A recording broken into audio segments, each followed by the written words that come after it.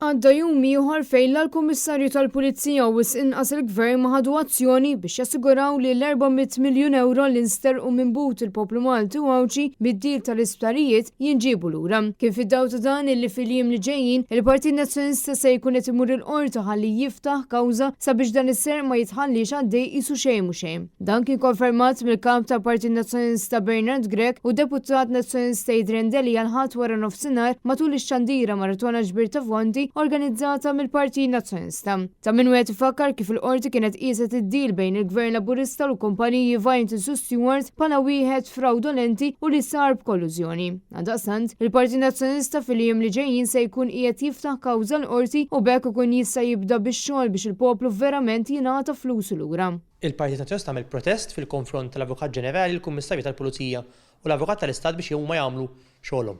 Wara li huma qalu li huma ħajamlu xejn, il-Partit Nazzjonista din il-ġimgħa ħajkun qed jiftaħ kawża biex il-qorti tiddikjara l-Avukat tal-Istat għandu obbligu li jeġixxi fisem l-Istat u jagħmel huwa allura dak li m'għamilx il-Prim Ministru u jassigura li jinġibu l-400 miljun lura. Fin-nuqqas ta' azzjoni minn naħa ta' Roberta Bela u tal-Gvern Laburista, ħajrġa' jkun għal darb'oħra l-Partit Nazzjonista li ħajħu l-azzjoni biex il-qorti tassigura li nġibu lura l-400 miljun. Il-Partit Nazzjonista għamel minn kollox biex jimbotta lill-Prim Ministru Roberta Bela u l-Kummissarju tal-Pulizija Angela Gaffa flimkien mal-Avukat Ġenerali Victoria Buttigieg u l-Avukat tal-Istat Chris Soller iżda jidher li kollox waqa' fuq widnejn torox u dan kollu huwa biss il-Partit Nazzjonista li qed iservi ta' tarka l-poplu Malti u Awċi.